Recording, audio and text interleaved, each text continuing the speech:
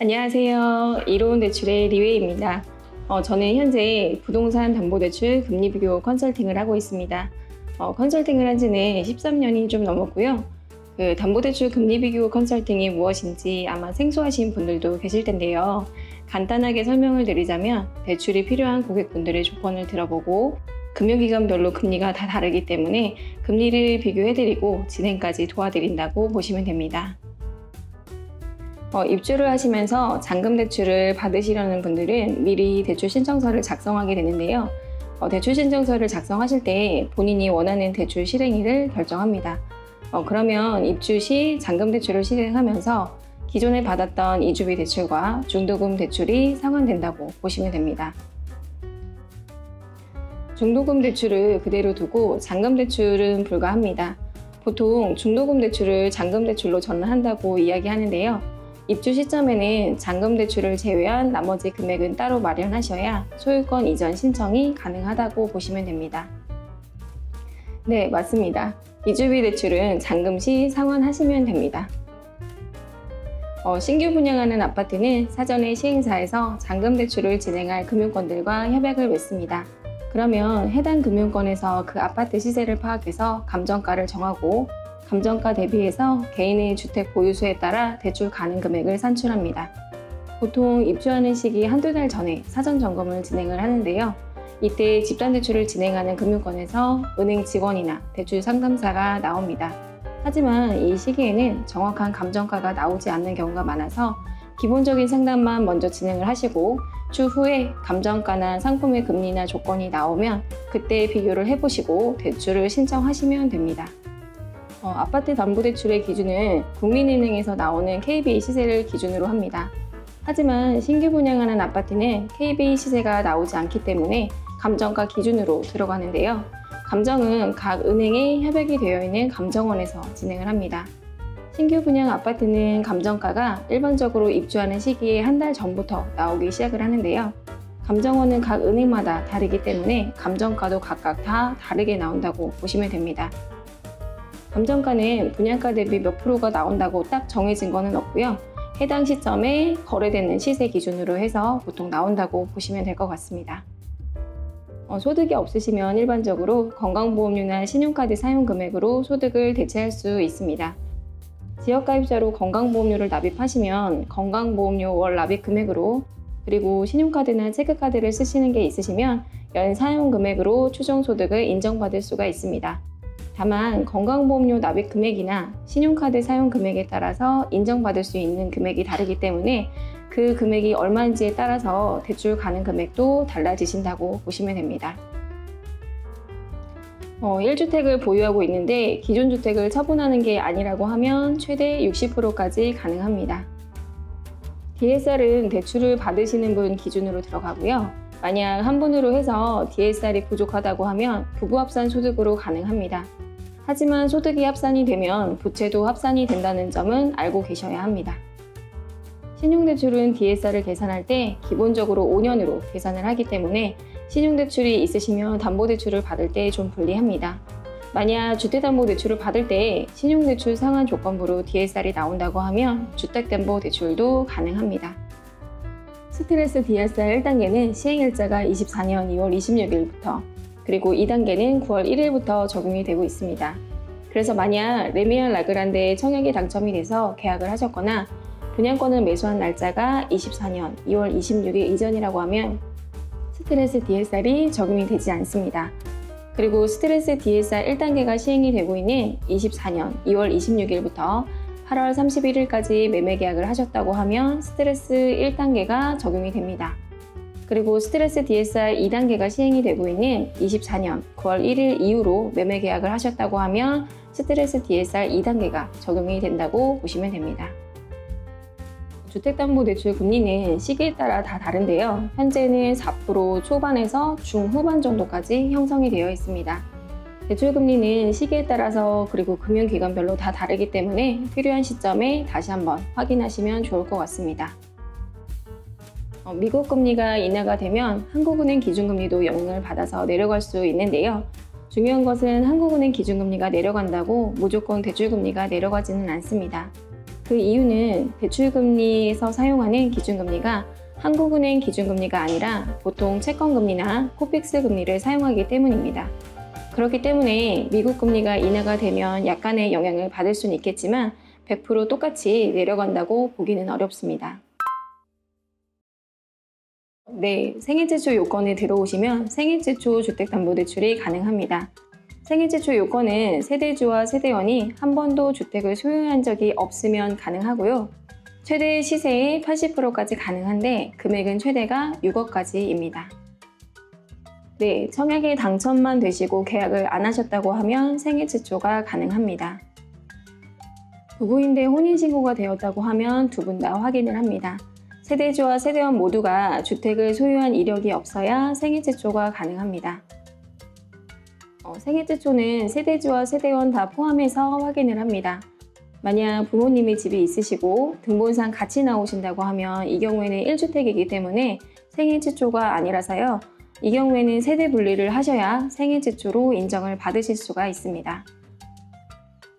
네, 현재 신생아 특례 대출은 구입자금만 되는 것이 아니라 대환 대출도 가능하기 때문에 잔금 대출을 받으시고 추후에 신생아를 낳으셔서 신생아 특례 대출 요건에 들어오신다고 하면 신생아 특례 대출로 대환이 가능합니다. 다만 그 신생아 특례 대출은 현재 시세가 9억 이하일 경우에 가능하기 때문에 이 점은 알고 계셔야 할 것 같습니다. 일반적인 주택담보대출은 여러 은행들을 알아보시고 유리한 곳으로 진행하실 수가 있습니다. 하지만 신규 분양하는 아파트의 경우에는 대부분 집단대출로 진행을 해야 하는데요. 그 이유는 보존 등기가 늦게 나오기 때문입니다. 주택담보대출을 받게 되면 대출을 받았다고 등기부 등본에 설정을 해야 하는데 신규 분양 아파트는 등기가 아직 나오지 않은 상태라서 은행에서 설정을 잡을 수가 없습니다. 집단대출의 경우에는 해당 아파트의 시행사가 미리 금융기관하고 협약을 맺어서 등기가 나오지 않더라도 대출을 먼저 해주고 그 다음 보존 등기가 나오면 나중에 설정을 잡는 후치담보 형식으로 진행을 합니다. 여기서 보존 등기라는 용어가 나오는데요. 사람이 태어나서 출생신고를 하면 주민등록 등본이 나오듯이 아파트도 새로 지어서 신고를 하면 제일 먼저 나오는 문서를 보존 등기라고 합니다. 만약 입주하는 시기가 좀 늦어져서 보존 등기가 이미 나온 경우에는 설정을 잡을 수 있는 문서가 있기 때문에 이 경우에는 집단대출이 아닌 외부은행에서도 대출을 받을 수가 있습니다. 보존 등기가 나오지 않았다고 하면 무조건 집단대출로만 진행이 가능하다고 보시면 될 것 같습니다. 일반적으로 사전 점검할 때 집단대출 은행에서 은행 직원이나 대출 상담사분들이 나와서 상담을 하는데요. 사전 점검할 때는 감정가가 정확하게 나오지 않는 경우가 많기 때문에 이때는 기본적인 상담만 먼저 진행을 하시고 명함을 받아주셨다가 감정가와 상품 조건이 나오면 연락을 달라고 말씀을 해두시고 중간에 한 번씩 연락을 해보시는 게 좋을 것 같습니다. 집단대출 상품 조건은 단체로 받는 것이다 보니 그 시점에 일반 주택담보대출 상품에 비해 금리라든지 중도상환수수료 면제 비율이 좀 더 좋은 조건으로 나오는 경우가 많습니다. 하지만 단지별로 아닌 경우도 있긴 한데요. 일반적으로 집단대출 상품이 일반 시중은행 상품보다 유리하게 나오는 경우가 많다고 보시면 됩니다. 네, 주택담보대출을 받은 상태에서 세입자가 전세로 들어오는 것도 가능은 합니다. 하지만 요즘은 전세 사기 이슈로 인해서 대출이 많은 집에는 전세로 잘 안 들어오려는 추세인데요. 그나마 전세 반환 보증보험이 가입이 가능한 집은 거래가 되긴 합니다. 전세 반환 보증보험은 도시보증공사 허그에서 보증을 해주는 건데 전세 만기가 되었을 때 집주인이 전세금을 돌려주지 못하는 경우에 허그에서 먼저 반환을 해주는 보증 상품을 말합니다. 전세 반환 보증보험을 들 수 있는 조건은 선순위 채권 최고액이 주택 가격의 60% 이내에 들어와야 하고요. 채권 최고액과 전세 보증금의 합이 시세의 90% 이내로 들어와야 합니다. 그래서 잔금 대출을 받고 전세 입자를 들으시려고 하면 사전에 이 조건에 들어오시는지 먼저 확인을 하신 후에 진행을 하시는 게 좋습니다. 주택담보대출이 있는 집에 세입자가 전세로 들어가는데 전세 대출을 받으려고 하면 조건이 있습니다. 선순위 채권 최고액 플러스 전세 대출금이 시세의 80% 이내에 들어오면 전세 대출이 가능합니다. 주택담보대출은 최장 기간이 40년까지 그리고 만 34세 이하인 경우에는 최대 50년까지 가능한 은행들이 있었습니다. 하지만 최근 대출 규제로 인해서 나이와 상관없이 최장 기간이 30년으로 변경된 은행들이 많습니다. 현재 만 34세 이하일 때 50년까지 가능한 은행에는 SC제일은행과 대구은행이 있는데요. 이 규제가 내년에도 그대로 유지가 될지 아니면 변경이 될지는 내년에 한번 다시 확인해 보셔야 할 것 같습니다. 네, 그 LTV 한도 내에서 DSR이 나온다고 하면 최대한으로 받으실 수가 있습니다. 잔금 대출의 경우에는 추가 주택 구입 금지 약정이 없다는 점 알고 계시면 될 것 같습니다. 네, 해당 시점에 금리가 얼마인지 그리고 대출 기간을 몇 년으로 하는지에 따라 다를 수 있는데요. 다른 대출이 없다고 하면 대략 가능한 것으로 보입니다.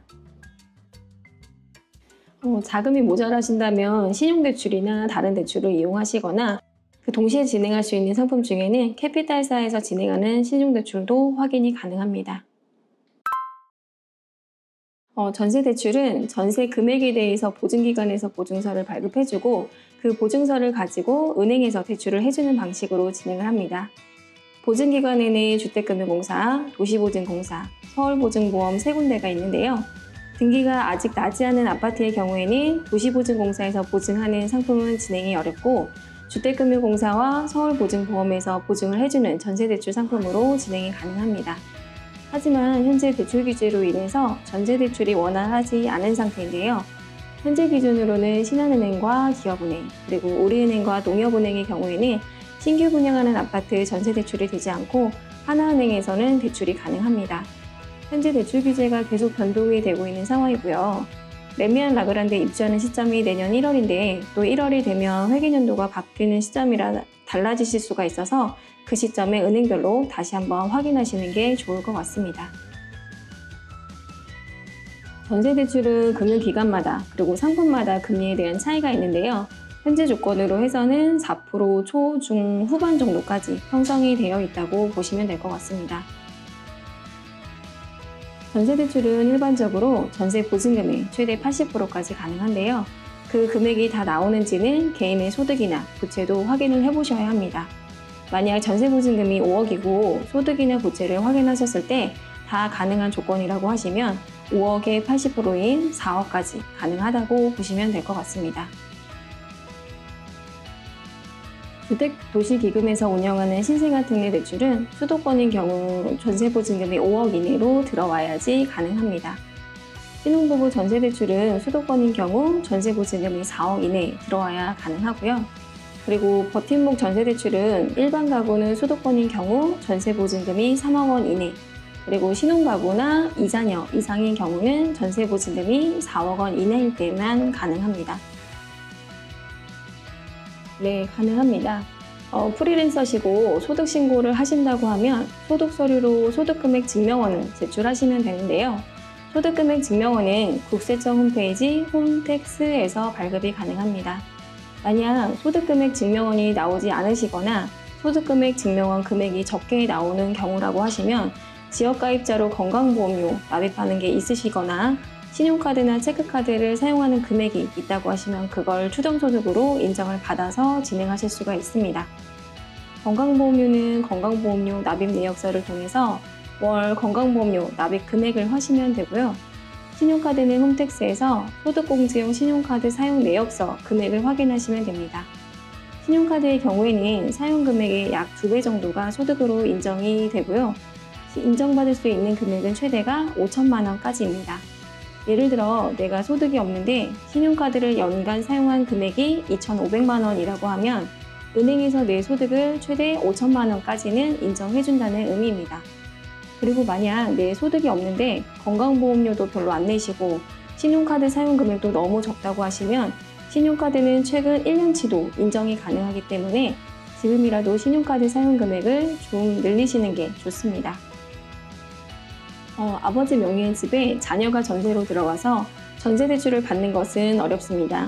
이 경우에는 가족 간의 정확한 금전거래가 이루어진다고 보기가 어렵기 때문에 전세대출은 원칙상 불가합니다.